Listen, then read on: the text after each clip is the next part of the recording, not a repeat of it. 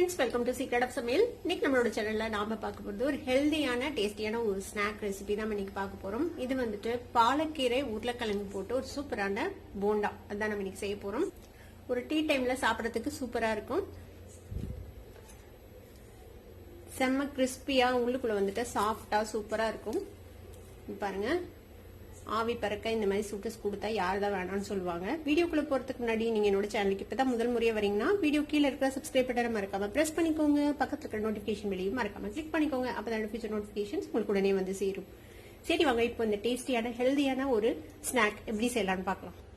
ஒரு கத்த அளவுக்கு பாலக்கீரையை நல்லா வாஷ் பண்ணிட்டு இந்த மாதிரி நறுக்கி வச்சிருக்கேன். ரொம்ப பொடி பொடியா நறுக்க வேணாம், இந்த மாதிரி நறுக்கி வச்சுக்கோங்க. இந்த அளவுக்கு கொஞ்சம் பெருசு பெருசா அந்த தண்டெல்லாம் நீக்கிட்டு இந்த இலை மட்டும் நறுக்கி போட்டுக்கோங்க. ரொம்ப பிஞ்சான தண்டு தான் நீங்க அதையும் கூட யூஸ் பண்ணலாம்.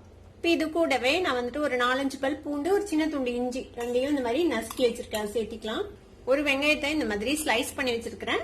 ஒரே ஒரு பச்சை மிளகாவை நறுக்கி வச்சிருக்கேன். நீங்க பச்சை மிளகாய் வேணான்னா அதை ஸ்கிப் பண்ணிட்டு மிளகாய் பொடி மட்டும் கூட போட்டுக்கலாம்.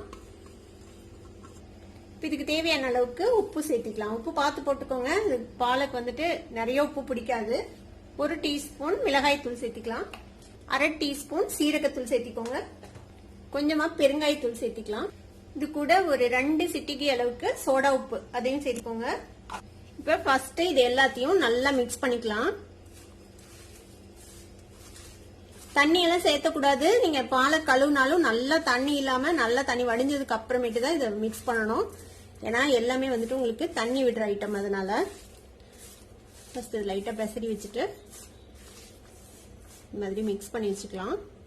இது வந்துட்டு ஒரு உருளைக்கிழங்க இந்த மாதிரி தோலை சீவிட்டு பச்சையாவே இந்த மாதிரி துருவி வச்சிருக்கேன். மீடியம் சைஸ் துருவுறது இருக்குல்ல, கேரட் துருவோம்ல, அதுல வந்துட்டு இந்த மாதிரி துருவி வச்சுக்கோங்க. இது வந்துட்டு நல்லா தண்ணியில 2 வாட்டி வாஷ் பண்ணி எடுத்து வச்சிருக்கேன்.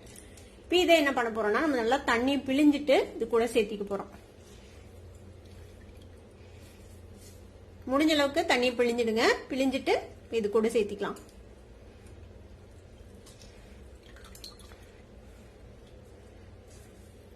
உருளைக்கிழங்கு சேர்த்தியாச்சு. இது கூட நம்ம வந்துட்டு ஒரு 3/4 கப் அளவுக்கு கடலை மாவு எடுத்திருக்கிறேன். அந்த கடலை மாவு இதுல சேர்த்திக்கோங்க. 1/4 கப் அரிசி மாவு அதையும் சேர்த்திக்கலாம். இப்ப இது எல்லாத்தையும் சேர்த்தி நம்ம நல்லா மிக்ஸ் பண்ணிக்க போறோம். உப்பு தேவைப்படுதான்னு பாத்துக்கோங்க, செக் பண்ணிக்கோங்க. இதுல தண்ணியே விட வேணாம், இதுல இருக்கிற தண்ணியிலேயே சரியா இருக்கும். நம்ம நல்லா இந்த மாதிரி பிசைஞ்சு மிக்ஸ் பண்ணிக்கோங்க.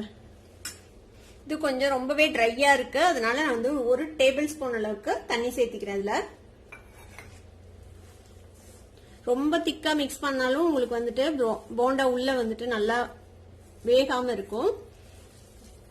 அதனால இந்த கன்சிஸ்டன்சி கொஞ்சம் செக் பண்ணிக்கோங்க. பொதுவா தண்ணி தேவைப்படாது, தேவைப்பட்டா லைட்டா தெளிச்சு இந்த மாதிரி பண்ணிச்சுக்கோம். இந்த மாதிரி நல்லா மிக்ஸ் பண்ணியாச்சு. இதை வந்துட்டு நம்ம எப்படி போடுவோம்னா இந்த மாதிரி உருட்டி உருட்டி போடுற மாதிரி இருக்கணும். அது கன்சிஸ்டன்சி இந்த மாதிரி ஒரு போண்டா மாதிரி நம்ம உருட்டி உருட்டி போட போறோம். பொரிக்கிறதுக்கு எண்ணெய் சுட வச்சிருக்கேன். இப்ப நம்ம மிக்ஸ் பண்ணி வச்சிருக்கோம்ல, இதை வந்துட்டு நம்ம ஊட்டி ஊட்டி போடலாம் போண்டா மாதிரி. இந்த மாதிரி ஒரு சைஸ்ல நம்ம ஊட்டி போட்டுக்கலாம். ரொம்ப பெருசா போடாதீங்க, அப்புறம் உள்ளக்குள்ள வந்துட்டு மாவா இருக்கிற மாதிரி இருக்கும். எண்ணெய் சூடானதும் மீடியம் ஹீட்ல வச்சுக்கலாம். இது மாதிரியே ஊட்டி ஊட்டி போட்டுருங்க. ரொம்ப நிறைய போட்டு டம்ப் பண்ண வேண்டாம், அப்புறமேட்டு ஒன்னோட ஒன்று ஒட்டிக்கும். ஒரு சைடு கொஞ்ச நேரம் வேக விட்டு அப்புறமேட்டு நம்ம டர்ன் பண்ணி போடலாம். எல்லா சைடும் ஈவனா கலர் வர வரைக்கும் நம்ம இதை பொரிச்சுட்டு போறோம்.